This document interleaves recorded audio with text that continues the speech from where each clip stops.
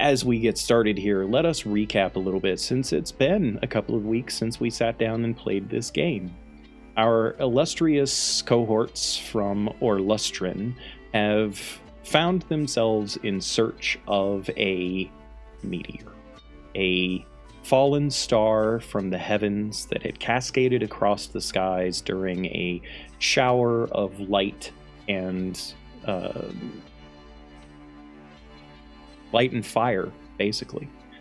As that shower of light and fire happened, it caught the attention of some of our cadre, and they went off in search of whatever had fallen from the heavens.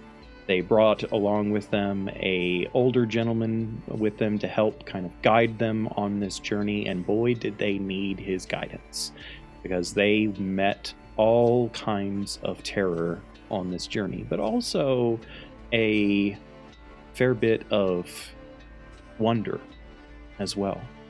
As they traveled through the Siltwood Forest, met up with some dragons of various kinds, not all of them friendly, they eventually made their way to the Stormsong Mountains, where they believed that they had seen this meteor from the heavens crash.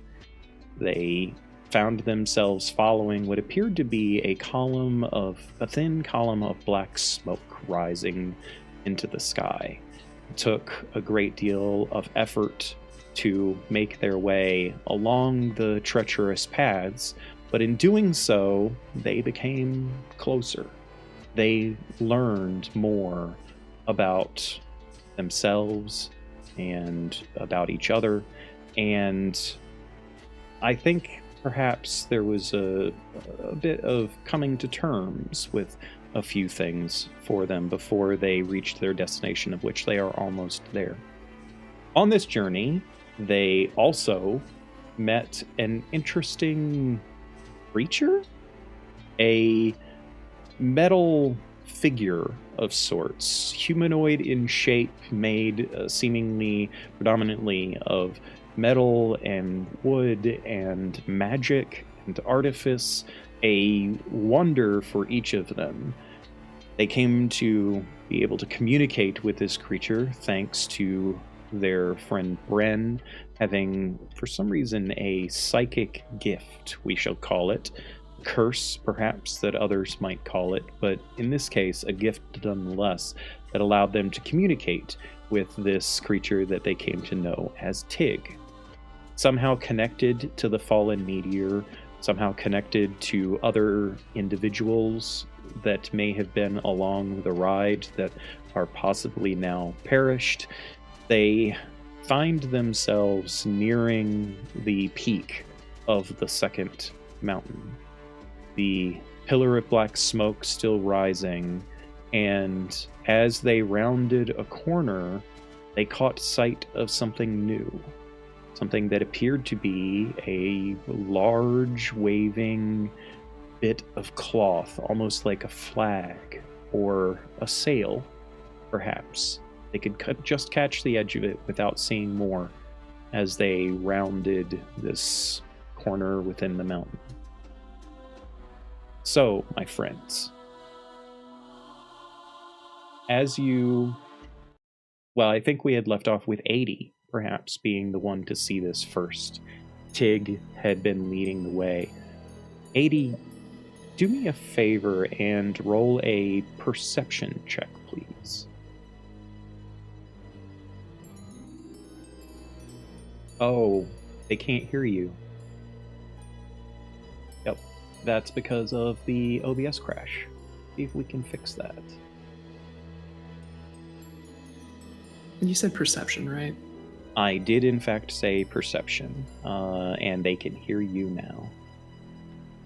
Hell yeah. Sorry about that, everyone. I'm so glad that you could hear me, Raven.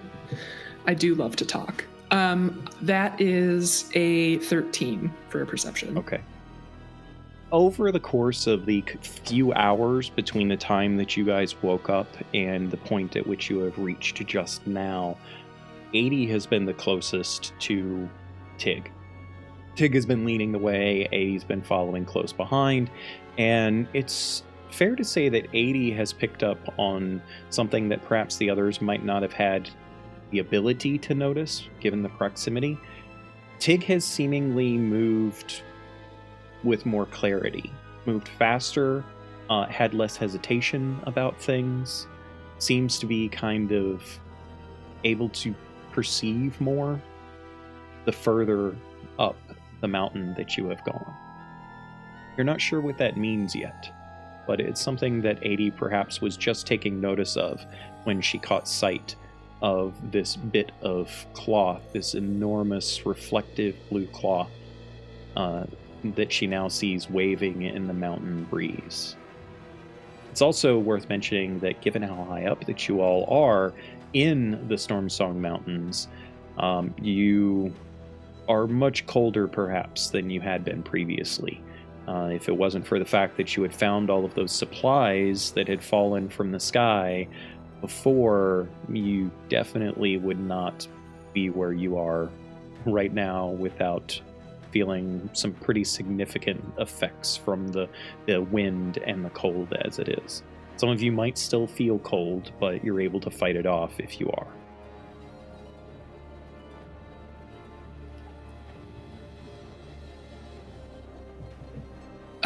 You guys. Holy shit.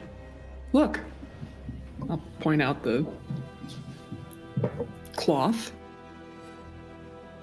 As you all round the large chunk of boulders on this path that you had been following, the rest of you are able to spot this fairly large, reflective, and somewhat torn cloth blowing in the mountain air. It's probably just a few minutes walk ahead of you.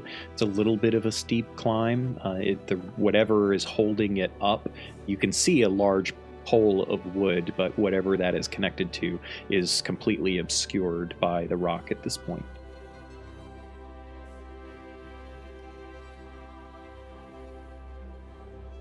What would you like to do? I'm definitely continuing forward without hesitation. I would go with her. Anyone doing anything in particular other than moving forward, I should ask? I think Brent's kind of just milling in the background, just like watching, just trying to see if there's anything that may pop out or what have you. Yeah, Violet's doing the same thing, kind of just scanning around, maybe not the horizon, but looking upwards, kind of taking note of how Bren was looking around when we first got to the mountains, looking for anything flying or anything that might pop out. All right. Since the two of you are paying such careful attention to that, why don't the both of you make perception checks, please? 80 is literally just scrambling up. No thoughts, just instinct. I got 13.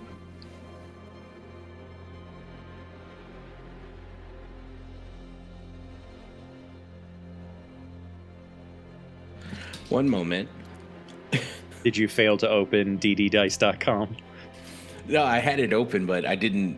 For some reason, my brain still went to D&D Beyond. Right. Yeah. No, it's fair. It's a 9 either way. Yeah. Yes, you guys don't see anything at all that you would believe to be threatening at this point. It's also safe to say that Bren would understand, even with his low perception roll. He would just know, because of his connection to the natural world, that this high up the mountain, there's very few things that you have to worry about. There's not a lot that comes up this high. So you feel relatively safe given the circumstance. As you all continue forward, still being led by Tig, you can see after about 10 minutes or so of moving forward, kind of navigating some of this treacherous path that you're on, thankfully Tig is leading you, they slow. They become much more wary. They have their heavy crossbow out, and they seem to be looking for dangers themselves. Ian, do you think Bren has a mental connection with them at this point? Yeah, at this point.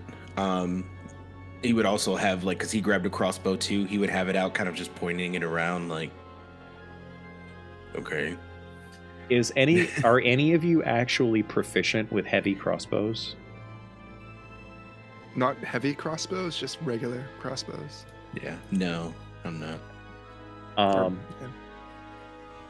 I'll go ahead and give this to Vi. I think Vi is going to pick up on the noticeable lack of familiarity that Bren has with wielding a crossbow.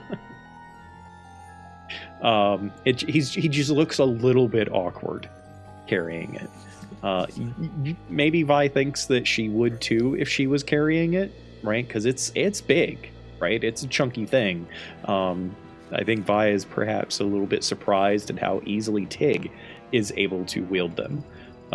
But Bren certainly has a little bit of trouble wielding it. That isn't to say he can't use it. He's just noticeably unfamiliar with it. It's like holding it to the side. I'm letting him have his moment with it. Right. I mean, There's been a couple of times. Works. There's been a couple of times as you guys have gone up that you've held it in such a way that the bolt has kind of just fallen out, and you had to like pick it back up and put it back in. Okay. I'm just like doing my best to mimic what Tig's doing, but still not knowing what's going on. Just all right. As you continue forward, there's a point at which Tig kind of holds up a hand. And he stops. They stop. Tig does not have gender. They stop holding up their hand. I'm assuming that prompts all of the rest of you to stop as well. And as you stop, you listen for a minute.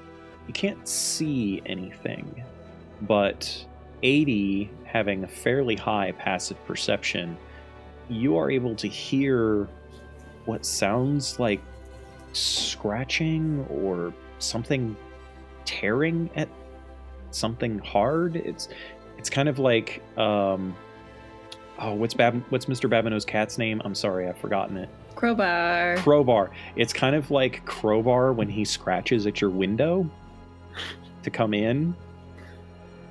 That's what it sounds like.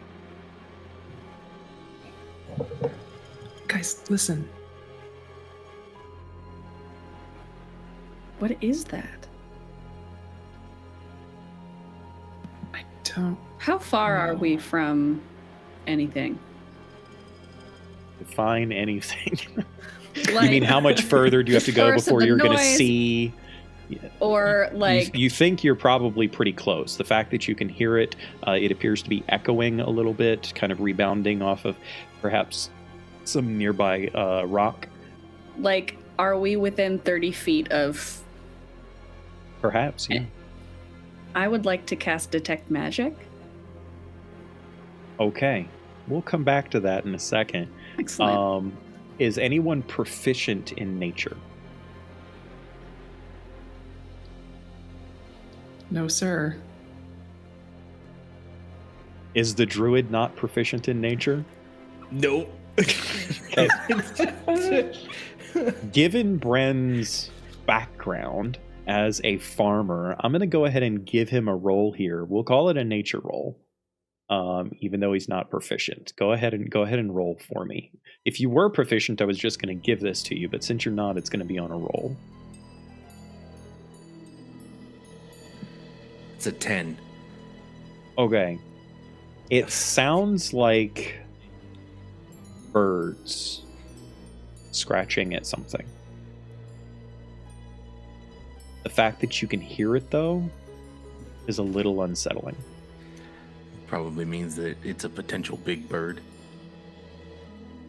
As Mira casts Detect Magic, you guys can all see... is she doing this as a ritual or as a spell? I think she would do it as a spell. Okay. So what does it look like for Mira as she casts this, knowing in your description, Deb, know that at some point during this your eyes need to start glowing some kind of color. But what does this look like for Mira as she casts Detect Magic? Mira reaches into her pocket and pulls out the diamond And she holds it kind of between both of her hands, and just kind of sends up a request to Orlumis and says, you said you were here to help, so help me figure out what I'm looking at. And we'll just start to look around, and then my eyes will start to glow. Okay. Roll a wisdom saving throw for me, please.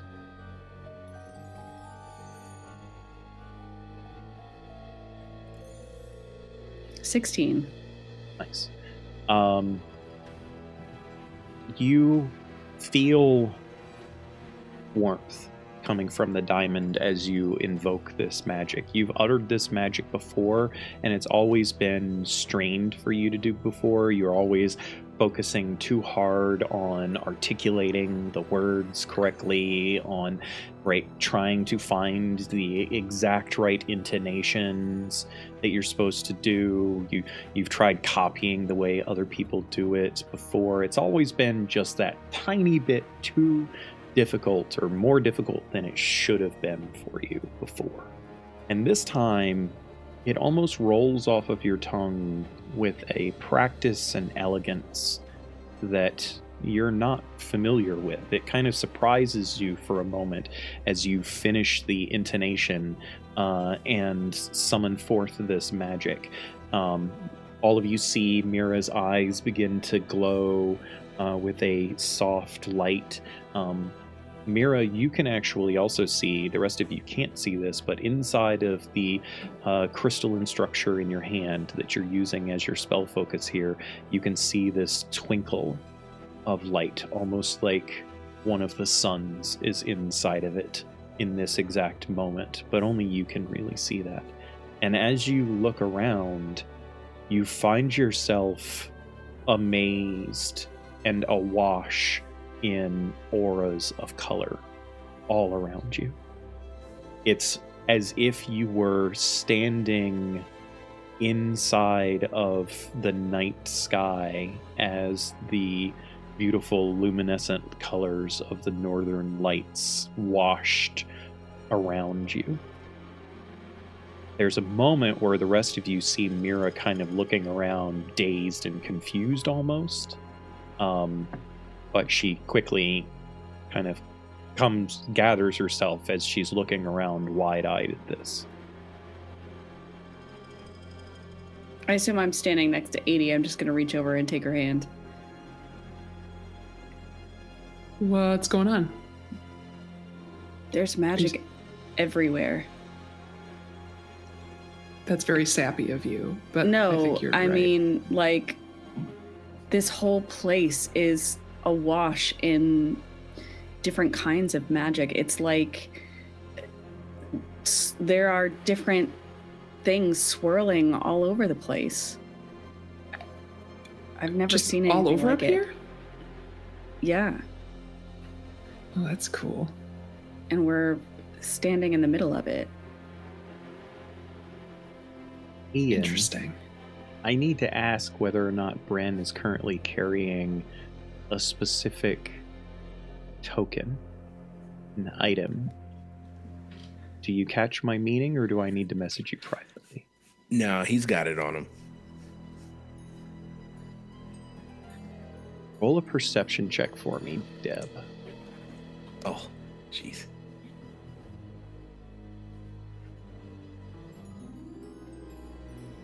$18. Dispenser. Good. You also see a very vibrant golden colored glow coming from a pocket on Bren, kind of tucked away, hidden, but not hidden so much that your detection magic can't pierce the simple cloth that is obfuscating it. It's bright enough that she catches notice of it. And the aura of the magic is unlike anything that she's ever seen.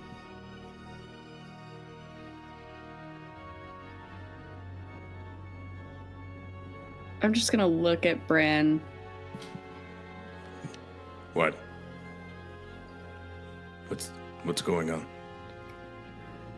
There's all kinds of magic up here. Not just in whatever we're looking at, but looks like you've got some too. I mean, not like magic that you wield or that is innate. Wait, Never are mind. we all It doesn't- glowing? No. It doesn't matter. We can talk about it later. Confused. He's like, what? I could just see things that are imbued with magic, and it doesn't matter. We can talk about it later. Seems like there's something in your pocket, but that feels like it's not. God, yeah, no. Keep when digging. When you say it seems like there's something in your pocket, he kind of gives you this look. He's like it's like, what? It doesn't matter. It doesn't matter. There's a lot of magic around. How serious is the expression? I know you're laughing a lot here, Ian, but is Bren laughing as Mira mentions that in the pocket? What's Bren's expression like? Like his after the confusion of like, what are you talking about? And then she goes, there's something in your pocket. He's like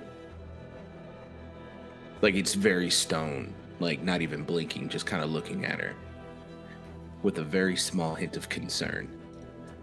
I think Violet would clock that and give Bren a look, and then just like kind of roll her eyes and then look away. What are you guys looking at up here? And he like pushes kind of like past them to kind of change the subject.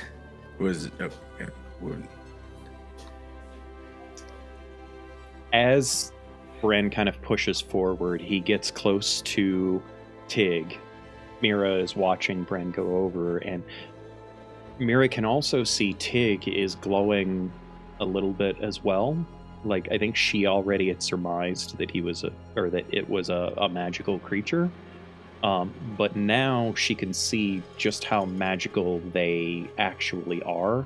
It seems to suffuse their entire form. And there is also a ribbon of arcane energy that seems to flow from them through one of the rocks that they are standing beside and away from them. Almost like a tether. I want to follow it. What are you? Where are you going now? What? And like follows after. Come on, everyone. As you all start to move forward, you kind of round one of the rocks, and Tig thrusts an arm out in front of whoever is in the lead of that, stopping you.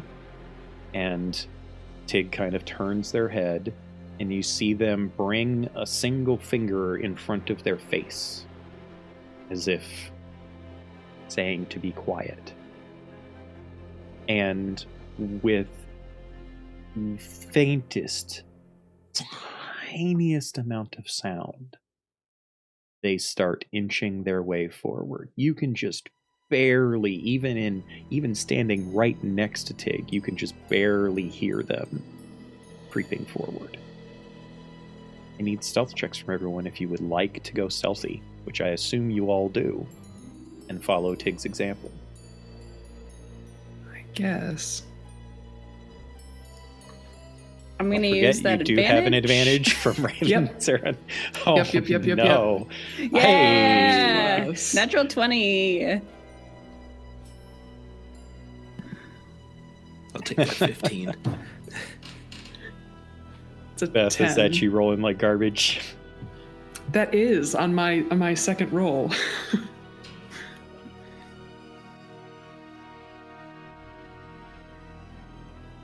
Right. 10 I saw was the lowest. Did anyone else get below a 15? Okay. Cool, guys. Also, the natural 20 from Mira. I think there's a point at which Mira like reaches over and puts her hand on 80 and is like, but together as a group, led by Tig, you all are able to start moving forward with some pretty solid quiet amongst yourselves. And as you kind of round this corner, you catch sight of the most remarkable thing that any of you have ever seen. There is a massively large ship tilted to the side, very much crashed into the mountaintop here. You see a single mast erected at the top, a torn, not horribly torn, but still somewhat torn sail floating back behind it. An array of 6, in fact, very large, what appear to be metallic wings that jut out at a few different angles towards the back of the hull as well. A couple of them are bent pretty profusely. There is a large hole in the lower side of the ship, adjacent to what appears to be very, very massive, taking up almost 2/3 of the side that you're able to see, glass. This blue paned, or blue and orange paned glass that kind of doesn't allow you to see into the ship, but you can see that it is crystalline and glass-like from the outside.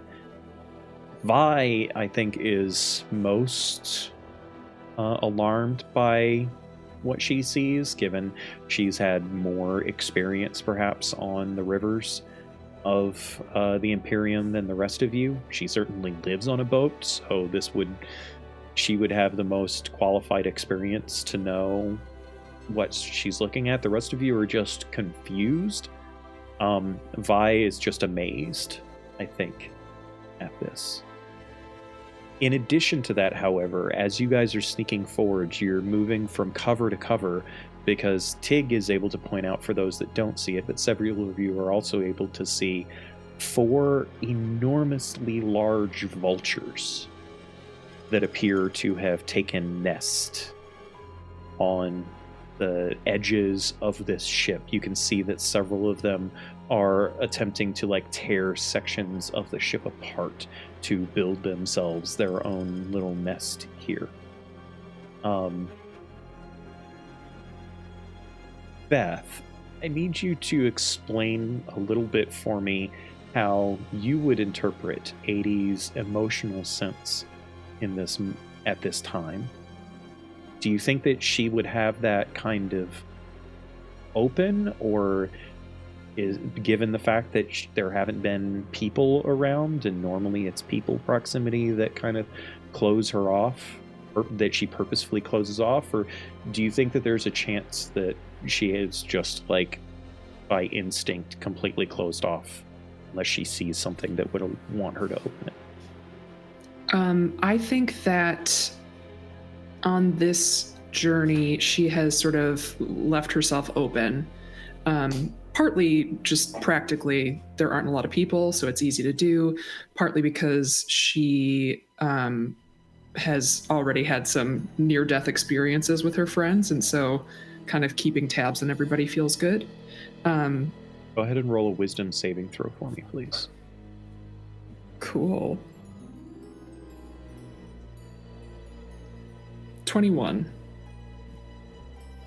80 is very practiced with dealing with strong emotions.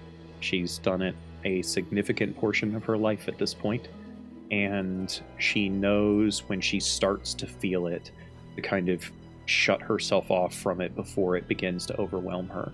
And she is barely able to push against this overwhelming, powerful sorrow that seems to be enveloping everything. As soon as she got close enough to be able to see this ship, she just felt this wave of sorrow and pain permeate everything about her. She closes it off before it dominates her, but it's strong. Whew. While that is happening, the rest of you are kind of taking in the surroundings, amazed, surprised, all of the above. I'll let you get to your reactions in a second. You all see Tig take aim at one of the vultures and let loose a crossbow bolt. As the crossbow bolt flies through the air, is there anything going through your minds? I'll say I'm leaving 80 out of this. We'll actually go to the rest of you. How do I shoot this damn thing? I'll stand behind Brad Ghost style and kind of hold it right. All right. Okay. Yeah. All right. Yeah. Okay. Nice. Also, just so you all know, Barlby Gem just donated a bunch of bits for all of you. All of you have another advantage. Thank you. As thank you. Some of them were out. So. Yep. Yes, so you all see the crossbow bolt kind of fly through the air, punch into one of the vultures. It doesn't take the vulture down, but it definitely injures it. We're not going to do initiative here. You guys have the jump on this circumstance. So if you feel that there is an action that one of you would take in response to seeing Tig shooting at these vultures, I would like for you to go ahead and take that action. I'd like to attempt to shoot the the crossbow that I have in my hand. Okay. Go for it. Okay. So for you, you're just rolling a dexterity check. You're not adding your Oh, proficiency okay. bonus. Like, Bren is strong enough that he can be able to handle the weight of a heavy crossbow, but he's just not very proficient at using one. So 11. okay. Your crossbow bolt goes wide as you try to shoot at the same one that Tig had shot at. I will also give it to you in this moment that carrion eaters such as this, generally speaking, are opportunists. They're not brave creatures. So I think Bren would understand that the point here is not necessarily to kill these creatures as much Just as to scare shoo them them away. Yeah. That isn't to say he's necessarily thinking about that right at this moment. So it's entirely up to you if you do anything else after this point. What are Mira and Vi doing? I'll take a shot with my short bow as well. Okay. Are you shooting at a different one or the same one as Tig? Just a different one. Okay.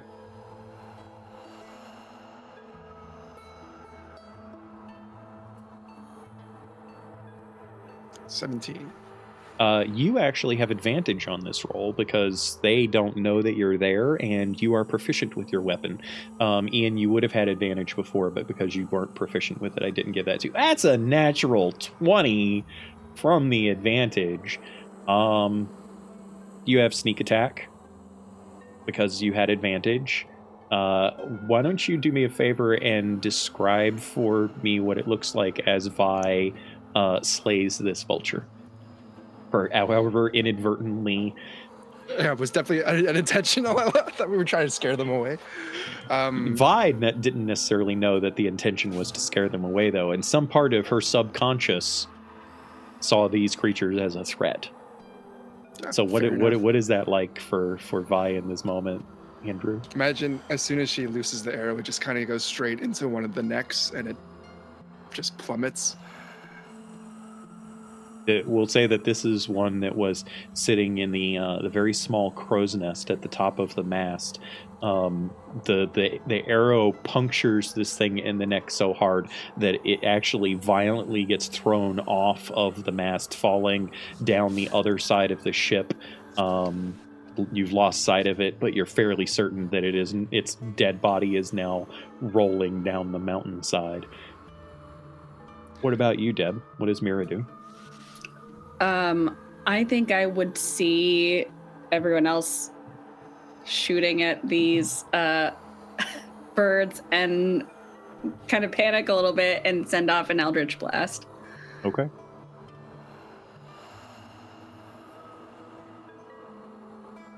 You have 20. advantage. You're going to hit, but you have advantage as well. Okay. Do it. 23. Yeah, you easily are able to blast this thing. Go ahead and roll some damage.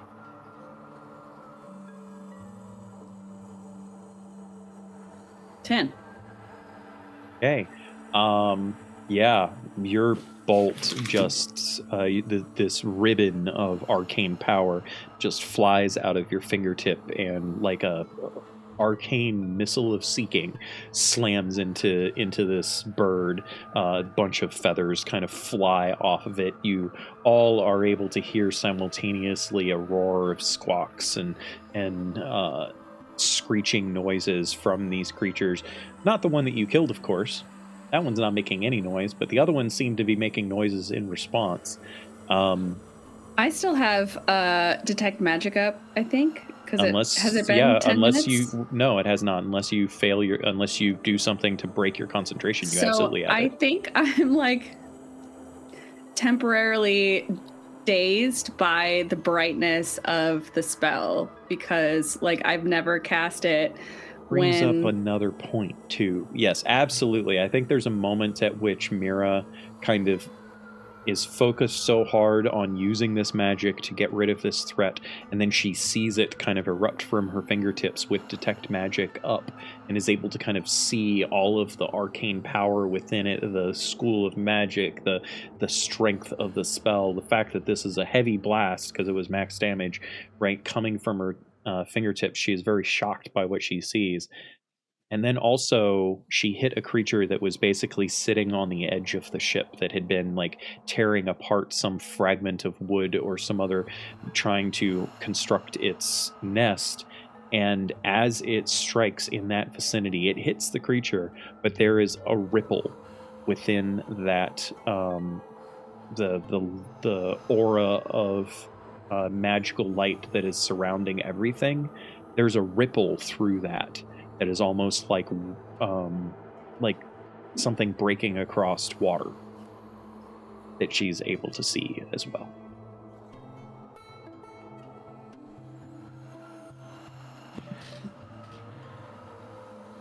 Ian, do you want to break in here and try to direct that you guys should just try to scare these creatures off? And do you have something that you can do in an effort to do that?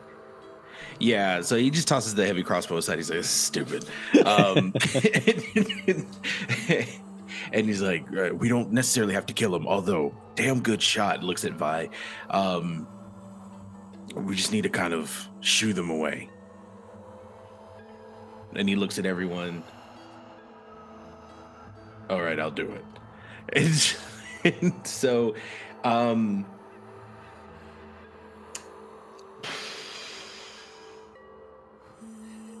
I'd like to use mold earth to cast a tremor, like in that concentrated area, just to kind of like hopefully vibrations up on the ship to shake them to go, oh, let me fuck off. Like, sure. What I will say is that there's also, like, it's not just wood that they're using to make their nest. Like, they have collected large rocks and such that are now kind of taking up various spaces on the deck of this ship. And you see one of them there, and you're able to kind of hold out. This is a ranged spell, right? You don't have to touch? No, I don't touch. Yeah, you're able to hold out your hand and invoke some spirits of the natural world. You all hear Bren kind of mumbling under his breath a little bit. Mira, being probably the most astute when it comes to magic, is able to kind of visualize the spirits of nature that kind of answer Bren's request, and you all see the tremors kind of warbling around the rocks and such. Go ahead and make me an intimidation check, please, Bren.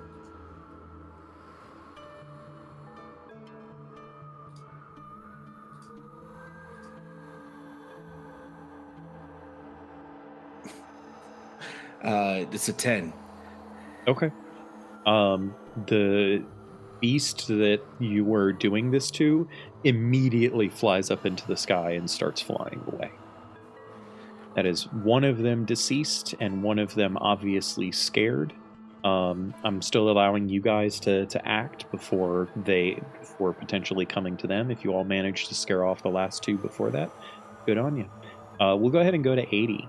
We'll say that 80 is recovered enough from that onslaught of pain and sorrow and has her wits about her from, such a good wisdom saving throw. She's able to do something if you would like to, Beth. Yes, now that she's overcome her emotional nausea. That's a good way of describing it. I mean, really. She will... Not too loud, because we were trying to be quiet or whatever.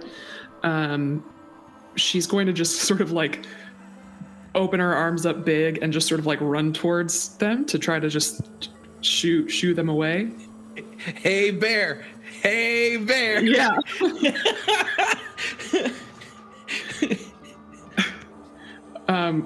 Yeah, that's what I'll do. Do you have any magical means with which you are attempting to do something flashy that might, perhaps scare them a bit? Flashy?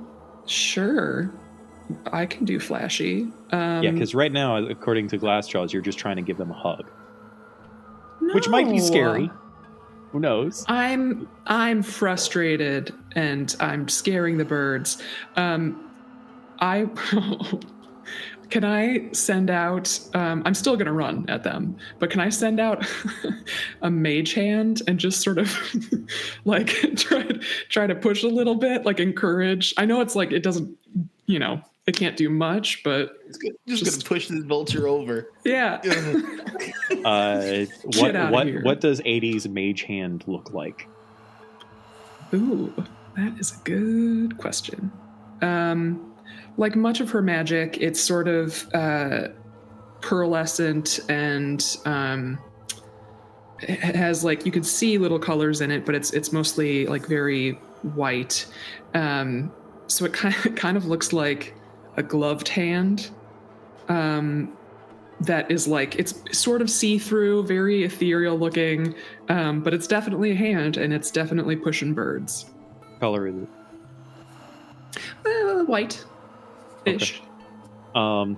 As this butler's hand comes out to attempt to shoo away the bird, I will let you go ahead and make your intimidation roll using your spellcasting ability as opposed to strength. So, or actually, it's going to be the same for you, right? It's charisma. So, you can go ahead and roll an intimidation check and not be at disadvantage. I was going to make you at disadvantage when you were trying to hug them. So, guidance. I wasn't trying to hug them. As she's like moving forward, I managed to cast guidance because I was also going to make that will drop your dispel or your detect magic because guidance is concentration. Don't do it.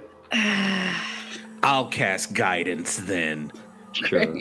I'll allow it. Why not?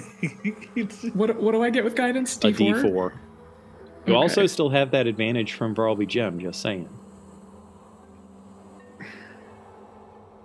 No, I'm going to save that. It's a 12. All right. 12 is not sufficient in this circumstance to cause this bird to want to fly away. It bites at the mage hand and looks at you, kind of waving your arms at it, and it seems threatening to you. I could have done worse. Get out of here. What would you like to do, Andrew? Vi will just take another shot with her bow. She was thinking about picking up the crossbow, but decided against it because she's so small. Raven's giving you guys more advantages. You're too You kind. You gotta use them now. Yes. Can't not. Yes. We have to now.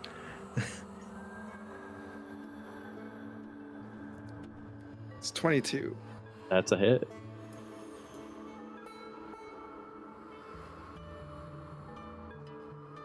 Eight. So with this arrow kind of flying true and sticking into the side of this bird as it attempts to fly out of the way for it.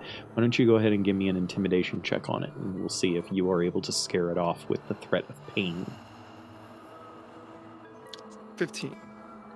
15 is sufficient, so one more of the birds, leaving just one remaining that is looking at 80 with dire anger in its expression, remains as a second one flies away. Because she's my sister, and this bird doesn't seem like it could do some damage, but Mira wants to, like, see if she can do the same thing that 80 was trying to with Mage Hand. Just one-up her. Damn it. 2 butler hands. Because just for flavor, the minute it comes out, the Mage Hand is just middle fingering. Incredible. Please tell me that 80's Mage Hand is a left hand and Mira's Mage Hand is a right hand. Sure. Yep. Yeah, that works. I will let you roll, but because it's the same effect, essentially, I'm going to make you roll at disadvantage to see if you can scare off this bird. Haha. What am I rolling? Intimidation. That opens up so many things. One left hand, one right hand. We could, like, do stuff now. Since it's there, I'm just going to make it a straight roll because I have both Raven and Varl gave us Yeah. stuff. 19. Okay. So as this middle finger kind of flies in the face of this creature, it basically, like, it's trying to track its head. It's like doing that vulture thing with its neck, kind of looking around the hand to track 80, and the Mage Hand is just like staying in the path of its eyes, and it eventually just like screeches this awful sound at the hand and then flies backwards and away from it, flying away. Show off. That's how you do that. Is that all the vultures? Okay. Yes, that is in fact all of the vultures. You guys see Tig kind of stand up at full height and, having fully reloaded its crossbow, is like aiming at that last bird, just like, I'm gonna, and it just lowers the crossbow. All right. So essentially what we're looking at here is a giant boat on the side of a mountain. Right? Am I the only one? On the top of a mountain, yeah. How did it get here? I have no idea. You guys can Just also think so. see coming out of the back of it is a fairly decent sized amount of black smoke that seems to be rising in a pillar. And it seems to be consistent. There isn't much wavering to it. There's the natural wavering of it being smoke, but it's not like, there's not like an active fire there that you can see. It's just this continuous pillar of black smoke that's rising out from the back. Bren, Hmm. can you ask Tig if they know anything about what's going on here? Yeah, it's a good idea. We're gonna turn to Tig and just go, what is this? As you reach out mentally with Tig, the response you get back is very clear. Whereas before there had been this almost like squelch and artificialness to the response, that has gone away now, and the connection that you have feels much more natural than it did previously. There's also not any kind of lag or to the response, whereas before you had kind of heard this response that was in a language you didn't fully understand, and then there was a moment kind of break, and then there was the almost magical translation from whatever Tig had said. You don't get that this time. It's almost instantaneous. You still hear the foreign language there, but it's clearer now and without as much distortion, and the translation occurs almost immediately with no lag, in which you are also surprised at the clarity of the response when Tigseg says, "This is the Aurora's Explorer." And you notice that they are using actual, like, that was an actual sentence. Yeah. Whereas previously, when you had first met them, their responses were very clipped and kind of broken a little bit. Brent he does that, like, everyone knows. He's like, oh, okay.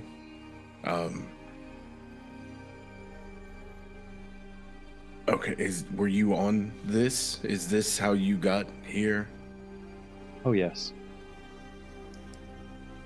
And it crashed. Yes. It was violent. And as he says violent, he puts the crossbow back onto his back. Its back. Yeah. Do you mind telling me what happened, Tig? Sailing the skies, a strange, unknown storm of a kind. There was much magic. A bird larger than the Auroras attacked. Elemental, perhaps. I am not certain exactly why, or it was very chaotic. And we tried everything. But the power was immense. And it is miraculous. The Auroras, and they kind of like gesture towards the ship, is still here. All right. Thank you for that. And then I turn and I tell everyone everything that I was just told.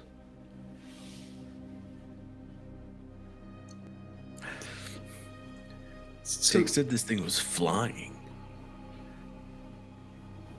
Like it's a normal thing, or like it's like the first of its kind of thing? Well, I mean, they kind of said it matter of fact, like Really? this boat was flying in the air.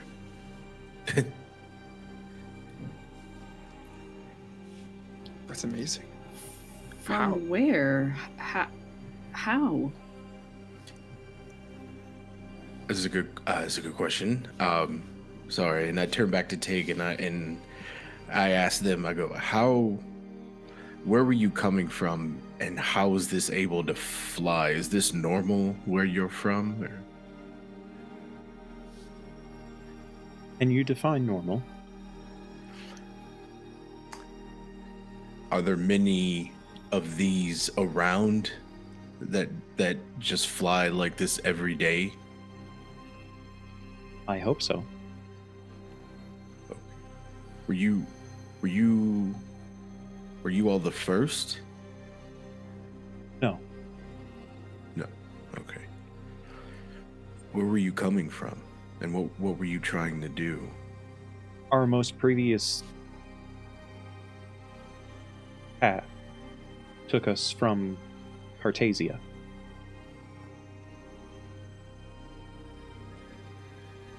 Okay. I'm not familiar. I'm sorry. Neither were we. Oh. Okay. Turns back to the group. Cartasia. Looks around. Does that ring a bell with anyone? What is it? It's where they were coming from. From? Oh. From. This is where they were coming from. I've never heard of it. No. Okay. back to Tig. And were you just... It it interrupts you as you start to say something and says, "Pardon, I must tend to something." And they like go over to the ship and start like jumping across a couple of rocks to get up on the slightly angled main deck of the ship. And they appear to be going about to do something. They said they had to tend to something. Didn't say what.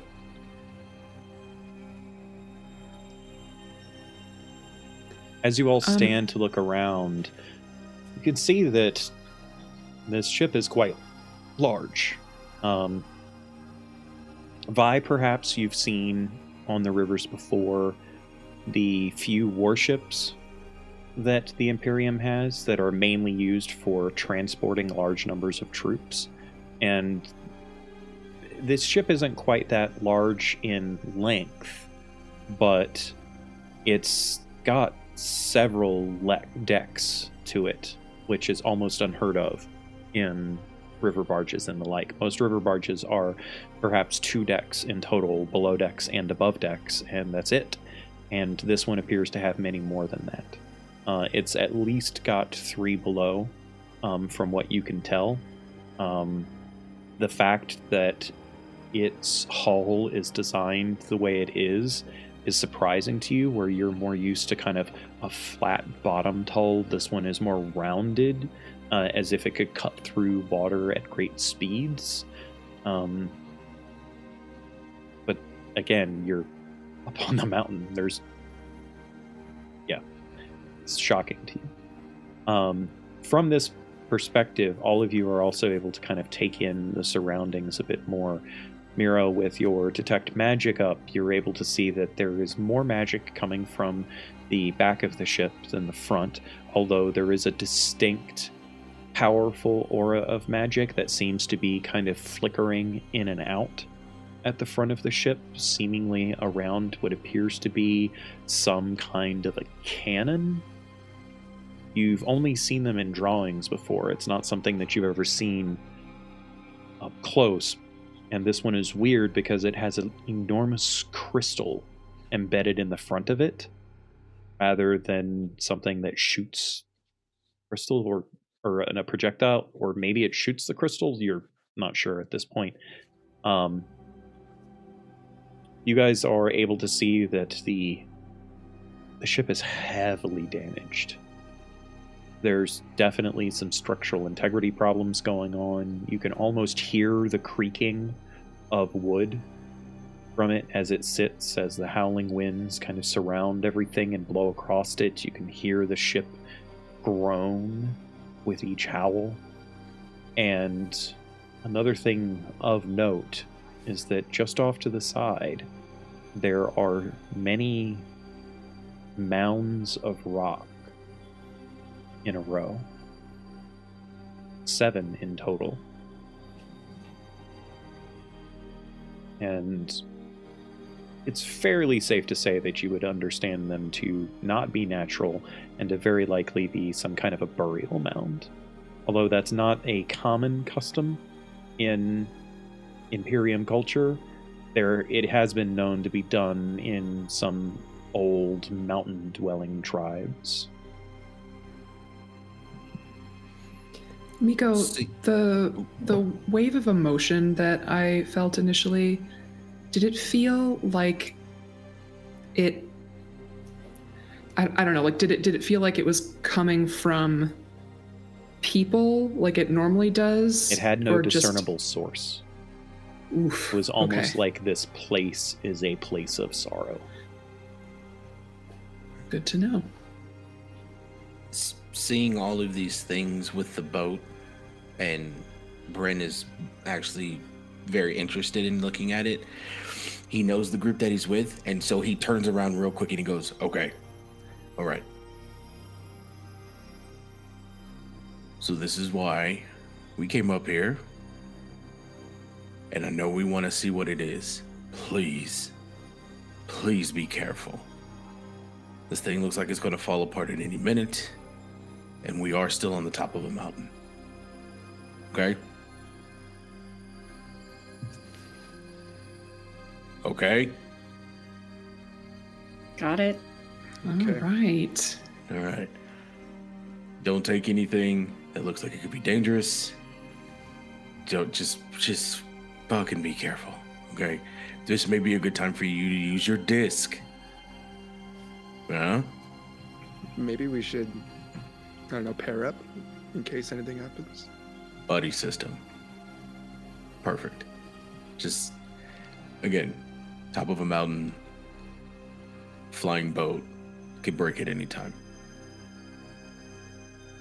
How does it fly? It's huge. No idea.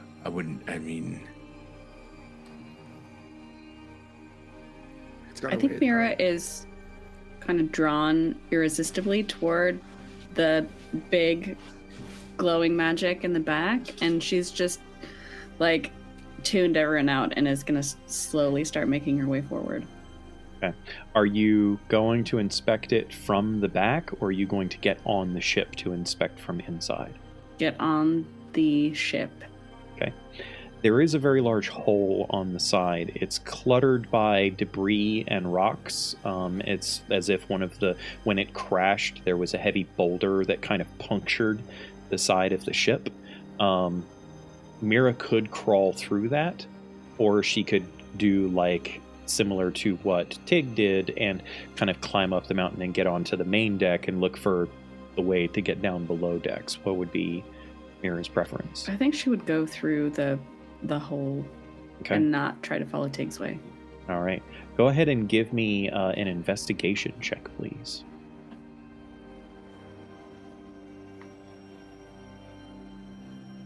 Oh, Natural 20. on fire tonight. Deb's got the hot dice. Yeah, with that natural 20, you're able to tell a couple of things almost right away. But like as you just approach, you're able to tell a few things. First of all, the hole is much larger than the rock that's kind of that the ship is kind of embedded on, that's basically impaling the ship. The hole is significantly larger than that. And you're not exactly sure why, other than perhaps the ship has moved away from the rock. Right? Like perhaps it crashed into the rock and then slowly has drifted out from that original spot. And you're able to see on the ground that there are like these scrapes across the rock face of the mountain that kind of help reinforce that conclusion. And in addition to that, you're also able to see that as you approach and start to like lean down on the ground to kind of crawl around this boulder to wiggle your way through this small gap, the ship appears to not actually be touching the mountain. It's there's this like 1-inch gap of levitation that you can see. And as Mira goes to inspect that a little bit further, she's able to like put her head down on the ground and look underneath of the ship and see through to the other side.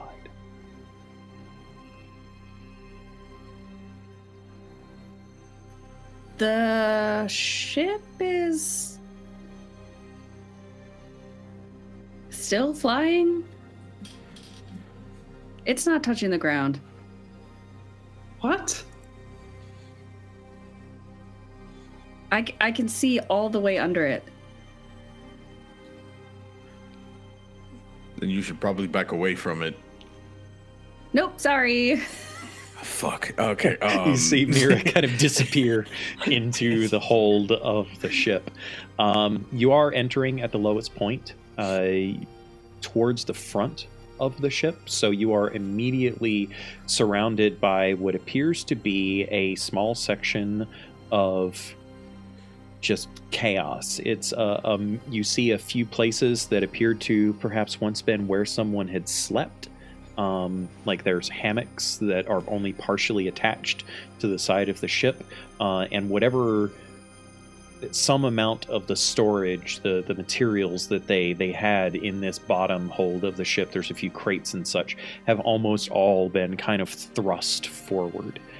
It looks as though someone has already started moving some of these things around, as you can see that some of the chaos has actually been attempted to be organized. Possibly Tig, possibly someone else, you're not entirely sure.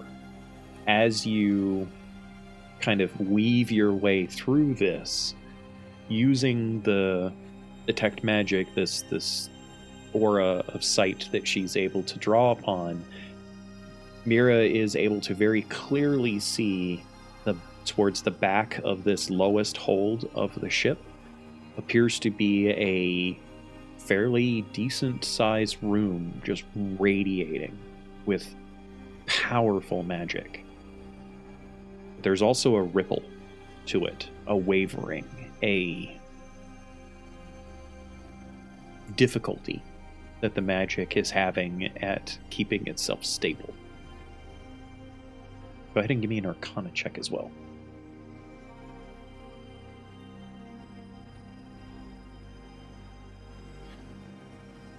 That is an 11. Is that what you're going with?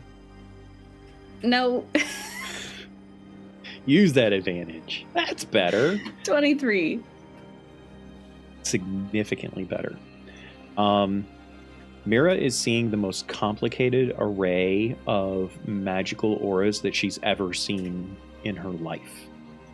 She's used Detect Magic a couple of times from inside of Occam and just gotten blown away by the many auras that exist. But this is overlapping in such a way that it is mind-boggling to her. She's confused by it. She's enraptured by it. She can't make sense of any of it. And then a couple of seconds pass as she stares at it gawkingly, and it all starts to make sense. The auras themselves seem to be woven together in such a way that they suffuse and enhance one another. They aren't competing with each other. They're not performing tasks incongruously. They are working together for some very powerful purpose that she doesn't quite fully understand, but she has a sense that this is the heart of this ship, at least magically. And thank you so much to Gary Khan Live for Raid. Thank you. Welcome, Raiders. We are just getting, things are just getting interesting here as our party has discovered a crashed ship on top of a mountain. Does Mira do anything in response to what she sees? Mira has like a sketchbook, and she is like just jotting down some notes and some really quick sketches to try and keep things in her mind that she can go back to later. So she'd take like 30 seconds to sketch some things out, and then she would start slowly walking closer. We'll leave you there for right now, as Mira's got a pretty good amount to work with at the moment. We will step back out to the rest of the group. Was anyone else doing anything in particular as they saw Mira disappear into the ship? Could I, I'd like to ask Bren if he could ask Tig a question for me. I want to know if there's anybody else, sort of like nodding over to the burial mounds. Yeah. I'll Ooh, another raid. Thank you so much, Let's Lord go. Gazumba. Welcome Come in, on. Raiders. To catch you all up, our illustrious companions have found themselves a ship that has seemingly crashed not on the shores of the water, as one might expect, but on the top of a mountain. And we are just now getting into what that all means. So, Ian, you'd said that Bren is moving closer to the ship to get within range to be able to do a message telepathically to Tig. Yeah, because I remember they had like went in to go do something, so I assume they're not standing next to us. Yeah, I can ask them. Before Bren does that, though, he does want to look at the grave sites. Okay. I'll join you in looking at them because that's kind of what I'm interested in right now. As you navigate over to the grave sites, first thing that you can tell is very clearly all of the area in which this row of mounds has been erected is clear. All normal rock, natural kind of placement of things, whatever surrounds the vicinity otherwise has been completely cleared out. It is very neat, it is very tidy, and you can tell that the rocks have been placed purposefully so as to maximize their ability to rest upon one another, so that a storm or the casual winds, I shouldn't say casual, the very boisterous winds of being, 9,000 feet in the air on the mountain do not cause these sites to be disturbed. There is no markings, however, like you perhaps would normally expect. You can see that the mounds are of slight variation in size. There are a few that are larger than others, and there's one in particular that is noticeably significantly smaller than the rest. But other than that, unless you want to disturb them or unless you have some other means of investigating, that's all you can really get from just casual investigation. Yeah.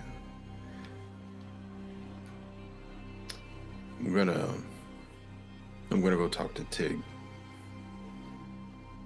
Brent doesn't want to bother this. Yeah, no.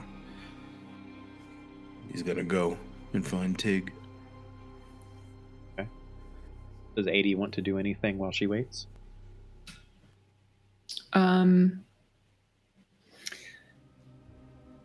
I think she will sort of walk past each of these burial mounds and against her better judgment, I think she will just like barely open up her emotional connection. Even barely opening up her emotional connection, she can feel that sorrow creeping in, and she very quickly shuts it off. Yep. Okay. You know definitively. That's terrible. Yeah, you know definitively that if you do not shield from that, it's going to overwhelm you. Okay. That super sucks. With that knowledge, I'll, I guess, follow Bren over. As I follow over, I would kind of trying to, I try to look for any signs of remaining people, passengers, crew, whatever this ship holds. Go ahead and give me an investigation check with using wisdom instead of intelligence, please. Ian, as you have to climb up onto the deck of the ship in order to find Tig, you do in fact find them. So the ship is multi-leveled, right? It's got its main deck, and then the front of the ship, there's an elevated deck at the front where the cannon is attached, and then at the back of the ship there's another elevated deck where the bridge of the ship is with the navigation and everything. And then underneath of that bridge deck is a set of doors that actually lead into what appears to be a kind of room, and that's where you find Tig to be seemingly organizing and cleaning up the room. Beth, with that investigation check, you got a 19 total, or? So with my wisdom, it'd be a 21. 21 total. Nice. You know fairly clearly that there's no signs of people anywhere to be found. Okay. And in fact, you see a couple of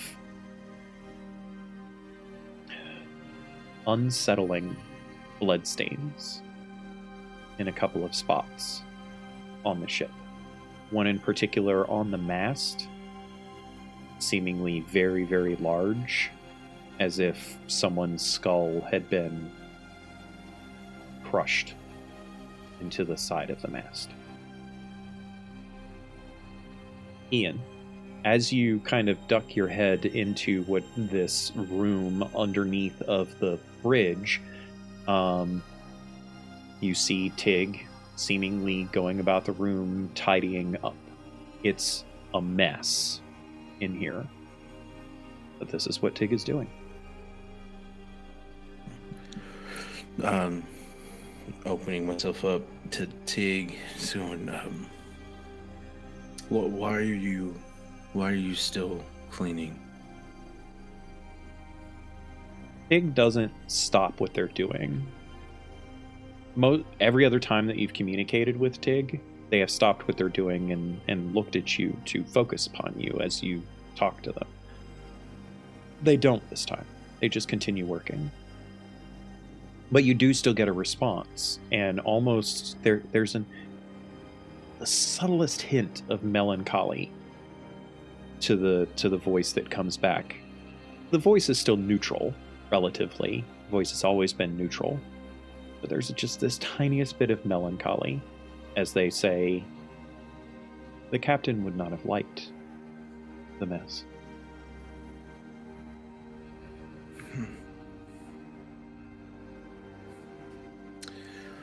Tig, you lost a lot of your friends here, didn't you?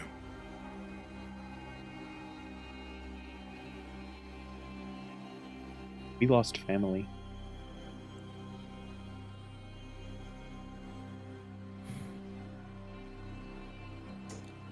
That can't be easy for anyone. No, I don't think it would be easy.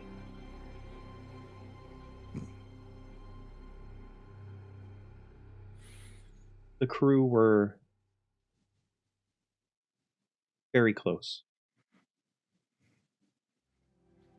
They bonded quickly on this journey.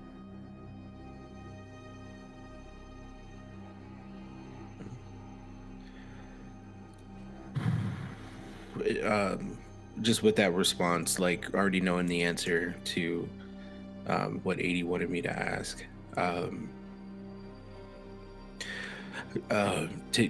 you take me to an area of the ship that could tell us more about your family and what you guys were doing? Oh. Certainly. And they stop and kind of look around and kind of just gesture to the room. Oh, is this the captain's room? Yes. The captain, I think, kept the most information, but it was standard procedure for everyone to, at least periodically, write journals for the exploration. You may have difficulty understanding it, however. Oh. If that's the case, I'll need your help. That will be difficult. I understand. I'll figure it out. What is Tig? And it just kind of moves over to what appears to be a desk. The desk is like embedded in the deck of the like the wood that surrounds it, the wall and the decking. So the desk isn't askew like some of the other furnishings in the room still are. You are still standing at a slight angle, like there's like a 5-degree angle that you're standing at. So it's a little bit wonky to just walk, but yeah.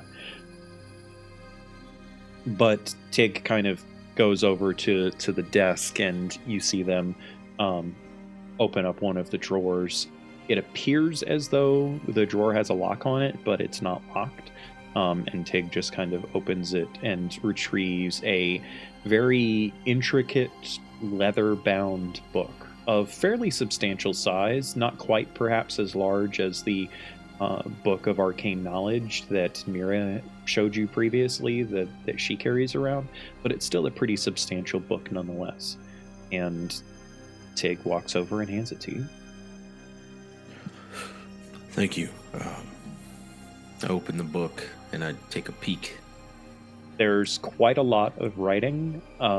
However, it's all foreign to you.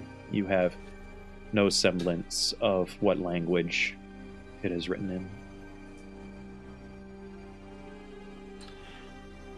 You can see structure to the writing. It's somewhat interesting just from a structural standpoint in that it is purely written from left to right in neatly spaced lines with a very elegant brushstroke and a great deal of care has been put into it. And that's different in some ways to the writings in the Imperium, where the various languages that make up the majority of writings within the Imperium tend to not just be left to right, but also top to bottom. And there's a lot more symbology in the actual lettering, where several letters will be kind of cobbled together to make a new letter, and that is a word. That's one of the primary languages within the Imperium. This one is much more dense in a lot of ways. There's just so many more letters in this writing. It almost gives you a headache just looking at it. Okay. This probably wouldn't help me. So, okay. I'll take the book, kind of.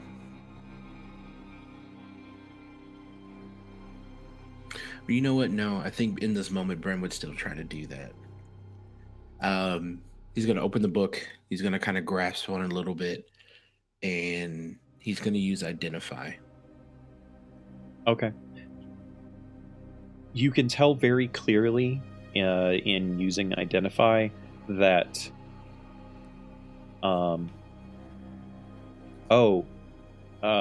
let's clarify. This is your ability that you're using. This is not normal magic. Right. You hold the book in your hands. You've done this a handful of times. You don't like doing it very much because it tends to drain you a little bit emotionally. You feel the owner of this book, or at least you feel what they were. You feel the authority of the woman that was responsible for writing within it. You feel their strength of character, their resolve, their tenderness, the love that they poured into the writing, even though you can't read it. You feel what this meant to them. You also feel sorrow unbidden that kind of washes over you, and you can't hold it back. A tear forms in your eyes. You haven't felt that before when you've done this with other objects that you read, things that you take that have been brought to you by Violet and others to understand are much older than this. This is fresh. This is new. Whoever held this book wrote in it maybe a week ago, slightly more, around the time of the meteor shower. And you can feel those emotions being poured into this book, still fresh as a result. There's no magic here, no overt magic. The construction of it is brilliant, and it is made of materials that could withstand a great deal of age or punishment. The binding is immaculate, the paper rare and exquisite. You're not sure what it is made from. Even the ink seems to be resilient to time. But more than anything, you are impacted by holding an object that was so recently owned. You know, somehow, this has never happened before, but you know that the person that held it, they loved it. They loved what it represented. And as you absorb that, let's come back to Violet and find out what Violet is doing.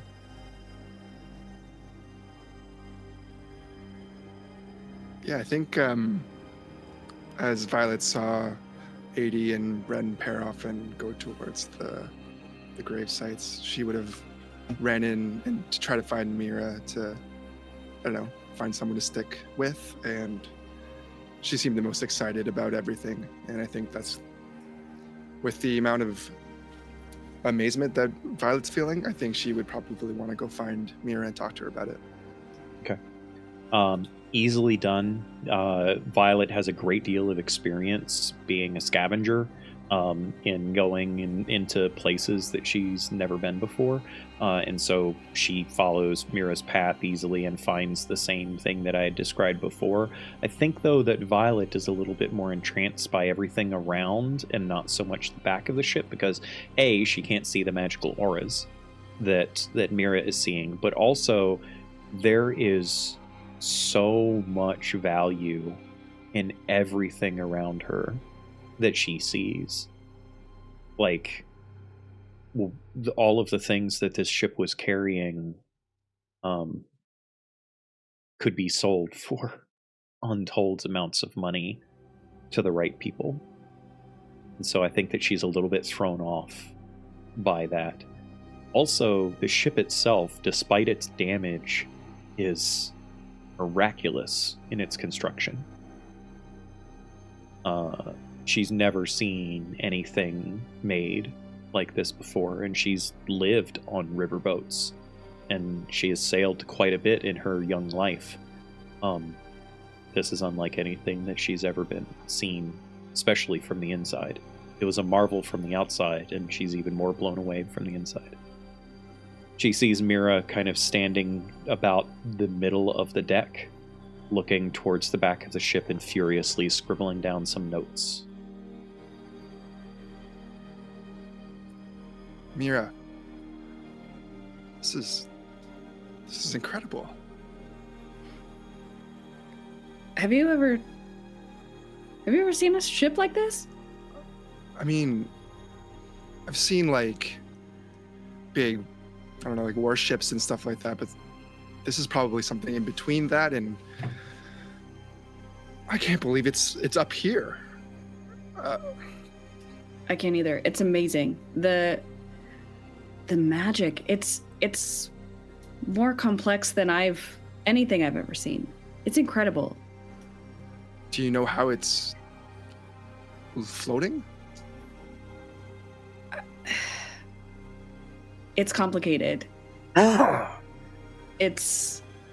trying to make notes and diagrams and figure it out.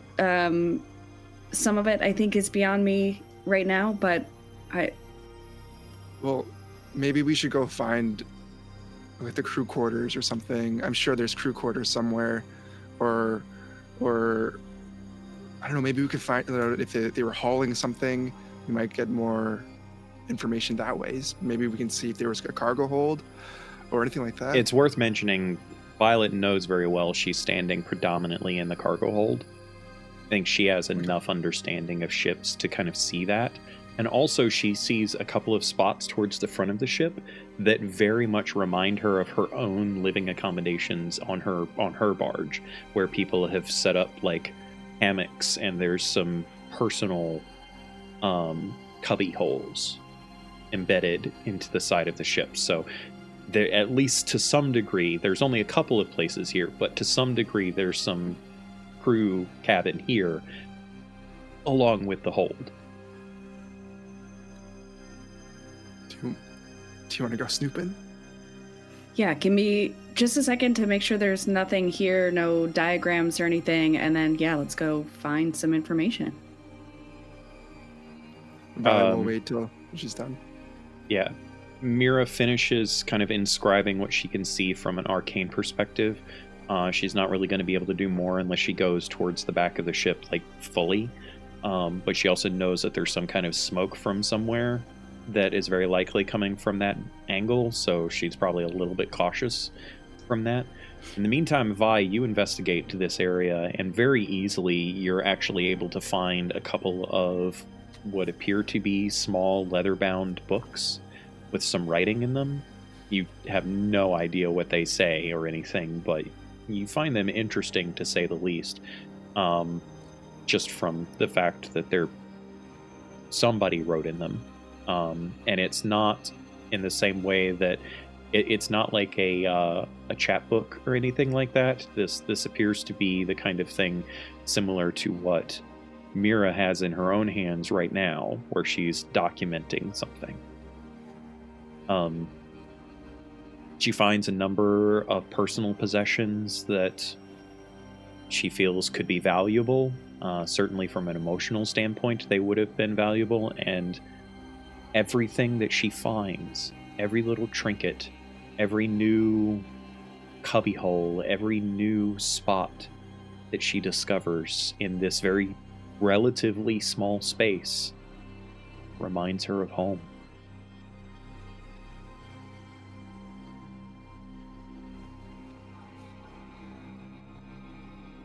Violet's kind of just holding the books, feeling excited and kind of enthralled with what's happening, and is just excited for Mira to come by whenever she's ready to kind of talk to her about it. Mira easily wraps up what she was doing and turns around to find Vi kind of sitting on a crate, kind of almost at a loss from what she's discovered. What'd you find? I found these books. I can't read them, but maybe Tig can. What? Do you want to see? Yeah, let me look at it. I hand them over to Mira. Vi hands over the first book, and she sees very clearly, kind of burned into the leather on the front of the first one, the exploration journal of helmsman Remy. But it's strange because as she's reading it, she can see her own translation of the text kind of magically floating above the burned-in text. She's experienced this a handful of times previously with some books that she was never supposed to read in the library. But now it's clear and obvious. It's a journal. It's the helmsman's exploration journal. You can read this? Yeah. You open it up and you flip through it, and there's several dozen journal entries in it. Most of them are very mundane kind of entries that you're not sure what they really mean. They seem to be very focused on some ship-based task of, driving this vessel. And you come to one particular entry. It's the second to last. Its date says Ronnie 2/39/81, which is completely baffling to you. You have no idea what that means, but that's what it says. And you read it. Skirted the edge of a tempest today. It was exhilarating. The ship, the crew, we were one against nature and all that it wanted to throw at us. There's an art here to piloting, a pulse to it that you can't find on any sea or water. Swana taught me how to do this, but here, in the heart of these skies, I truly have learned to fly.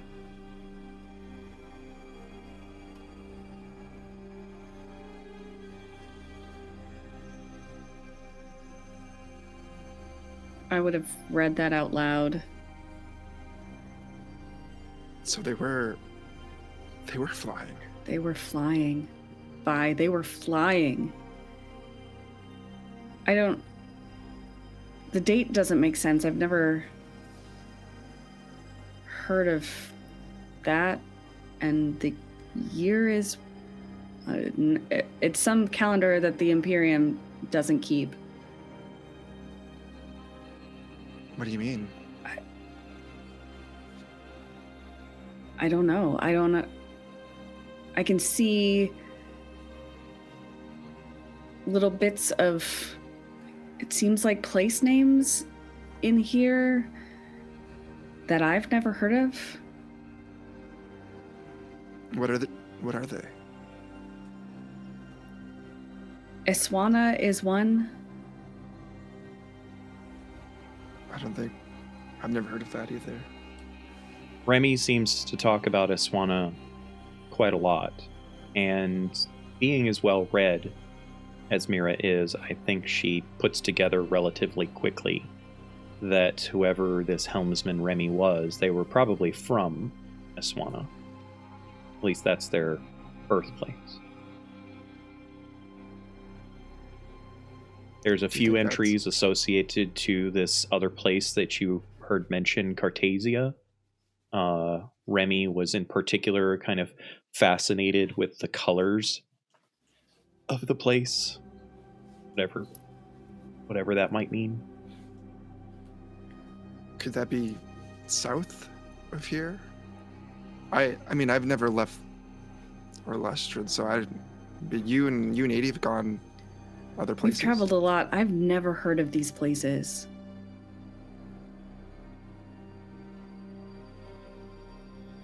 That's weird. Yeah.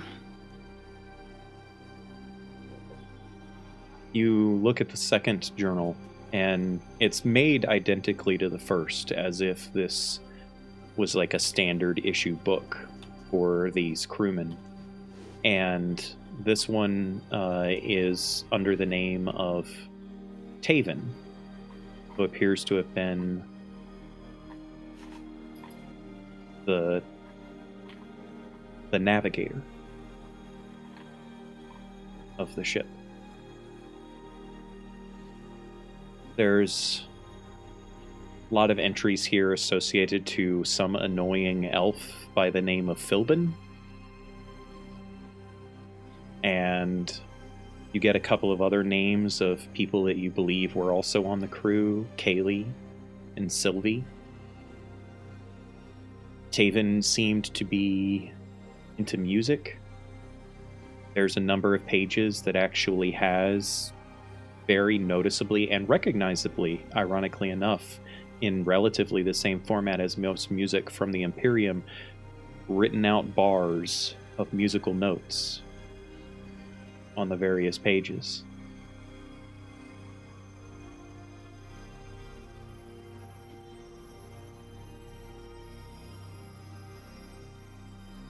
Well, we have the names of some of the people that were on board.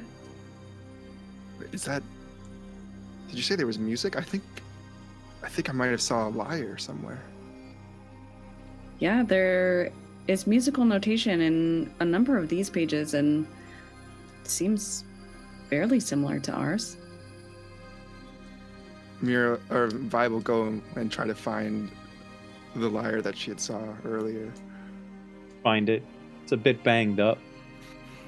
Probably could be fixed, but certainly not very playable right now. This is... My dad used to play the lyre. This is weird. Did he teach you? No.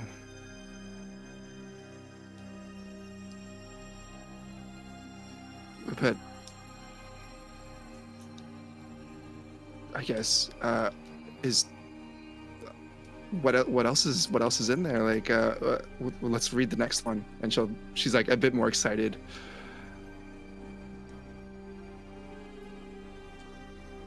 There's an entry that kind of stands out to you because of its length and because it's one of the pages with a musical diagram upon it. It's dated Introsis 34, 3981. I couldn't sleep tonight. I don't know why, but I just couldn't. I went to the upper deck to try and calm myself. The air was so crisp, almost sweet. Sea air almost sets my mind at ease, and this is doing the same. Trying my best not to disturb anyone, sat with myself and played a tune I'm working on. No rocking of waves, but a sway that harmonizes with the strings like a sweet lullaby. And it's at that moment that you contemplate sea, but there's also the mention of not, that this is not the sea air that he's talking about, but no one can sail on the ocean. That's impossible. People have tried. History has documented evidence hundreds of times over of people that have died trying to sail on the sea.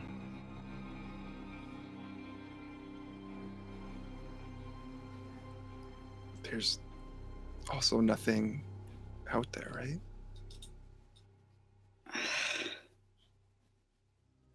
That's what the Imperium has said. I'm not convinced anymore.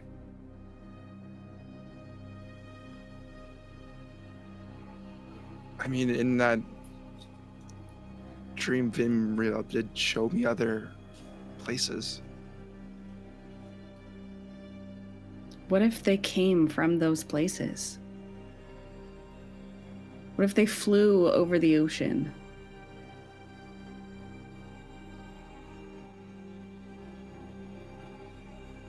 Smoke starts coming out of Mir's or Vi's ear. That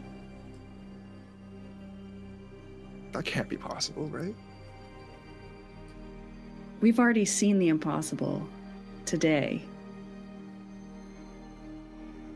Jesus. As you're kind Let's of read thumbing through these books, it becomes very apparent to you that these two individuals were fairly well connected with one another. It seems like their tasks kind of overlapped. I mean, navigator, helmsman, Vi is able to put together very easily that those two people on even riverboat ships are work together all the time. And so the fact that they perhaps stayed in this kind of stowed away section of the ship, makes sense given their overlap.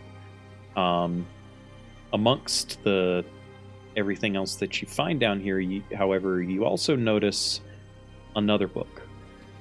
And at first glance, you pick it up and it looks like these other two, except the leather on this one is black.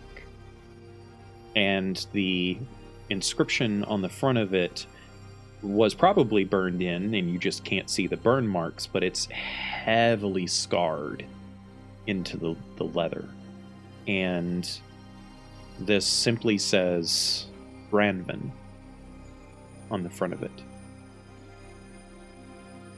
You open it up, and you very quickly, just in scanning through a few of the entries, there's entries for almost every single day, by the way. Whereas the others that you have read were more sporadic. Branvin appears to have kept a much more diligent journal. However, almost all of it is food. Every single day, there's a recipe that has been added to the journal entry of some new concoction that Branvin cooked up, and you very quickly are able to ascertain that Branvin was the ship's cook. There's a few entries, though, that also talk about Branvin fixing up an injury or two. Medic as well, dual role, perhaps. And as you're digging through the various pages, you see references to Cartasia, and again, seems as though this was a place that they visited. You're not entirely sure. There's not a lot of detail here. You probably have to find other things to kind of correlate. Branvin was very excited by Cartasia. Very excited about new foods and new peoples and new colors and such. A very excited and happy individual just from his writing. However, there's a couple of entries that kind of take you a bit aback, Mira. There seems to be entries that are very much associated to the worship of someone only known as her, or she. No name, but given Mira's religious upbringing and what she knows of the Ascendant, this is the exact kind of thing that she would expect written by someone of faith. And she gets to the last entry, which is Ronnie 5, 3982.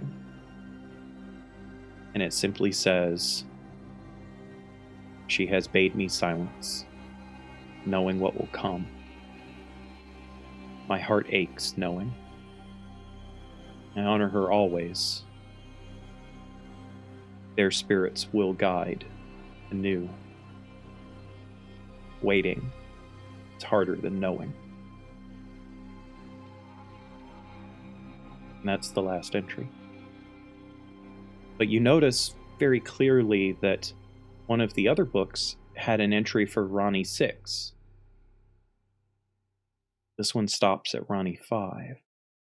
You don't know what that means, at least not yet. But every other entry that Branvin wrote, there was happiness, except the last one.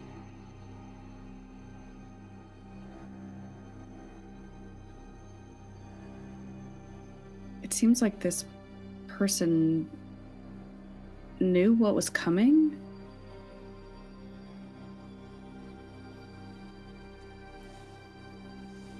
The dating seems weird. Yeah. Did they survive?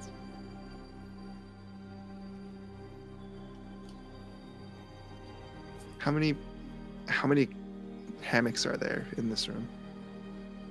There are 4 hammocks, but it's kind of hard to tell if they were all functional because they're all kind of askew and some of them are pretty torn up. So you're not entirely sure if maybe this was overflow quarters or not. At least 2 of them were used heavily, though, because of the cubbies and some of the personal effects that you find.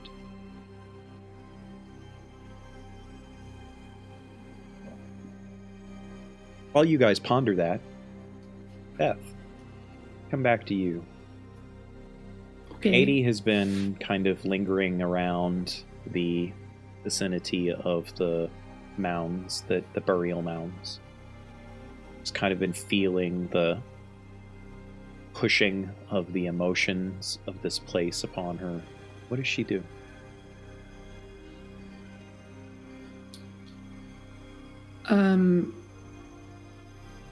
I think that she is kind of internally fighting this sorrow and grief and all of that she, felt in a brief wave, with her own excitement and curiosity and just, I don't know, appreciation of whatever the heck is going on here.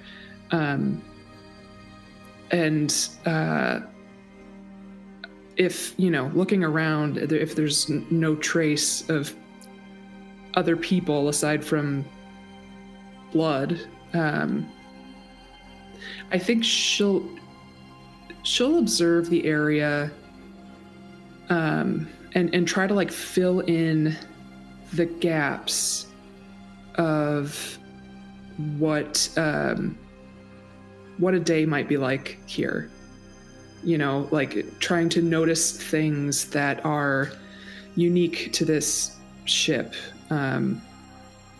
I don't know, like the equivalent of if there were like height markers on a door, that kind of thing. Yeah. She doesn't really find that she can concentrate enough on what she sees to be able to put that together. At least not up here. Maybe below decks, crew quarters perhaps. Could go down and check that out. Yeah. She does find herself kind of listing about, trying to take in the surroundings, and as she gets to the front, near to the cannon, she finds a bit of rope there. It's tied to a portion of the this strange kind of rotating platform mechanism that the cannon sits upon. And it's tied there very well.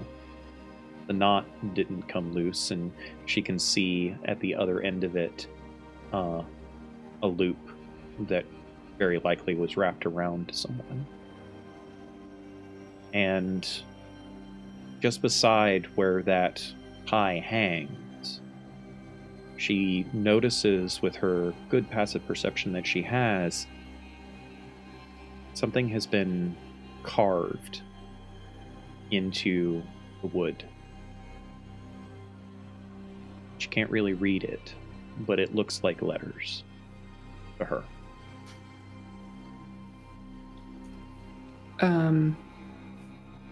I will take out a sheet of parchment, which I'm sure I have because my sister's a nerd. And I'd like to do like the leaf etching sort of situation, just so that I can you can easily get an etching of this writing. And something I left out of my description is that not too far from this, there's also a fairly good amount of blood stained on the wood. Okay. I think that that is enough of a reminder of how shitty it is up here, that she'll go and try to find where Mira and Violet are. Okay. You know that they are somewhere below decks, so you go in search of them. As you are on that path, though, looking for, a way down, you do notice Bren kind of standing in the doorway of this other room. He didn't fully go into it, and he appears to just be standing there.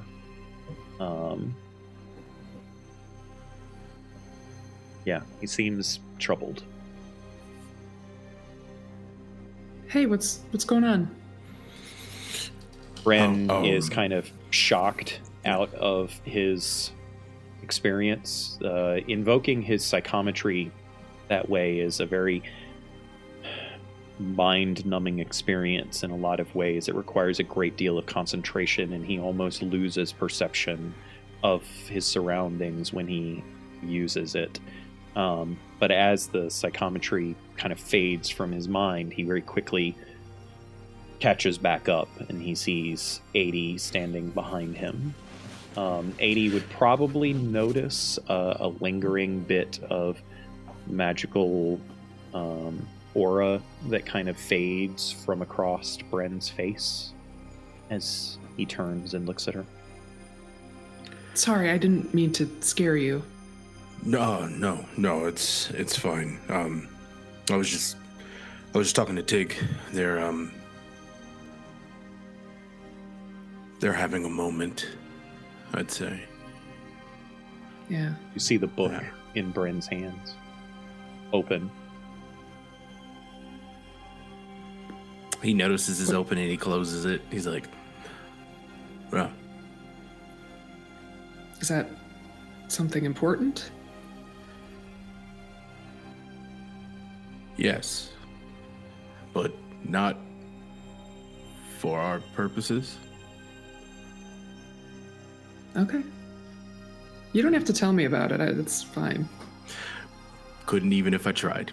I can't read it. Well,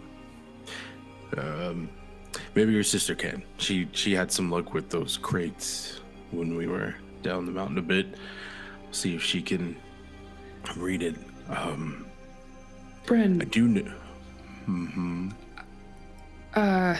I've kind of been meaning to ask you, and you don't really have to tell me, but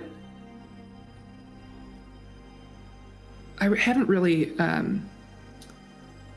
encountered many people like us, and when did you realize that you had magic? Like he looks at you with this, I really don't want to talk about this, but he's not like annoyed or he's not angry. It's more so of like a, I was wondering when this is going to pop up. You don't have to say anything right now. It's okay. I was just curious. It's been some time. Sure. Kind of the reasoning why I live the way that I do. Yeah. Our little side of the world, which I'm understanding is pretty small. It's a bit rough for us. And I use that term very loosely because it's like we should all be us, but yeah. I'll tell you all more at a different time. But I will say this.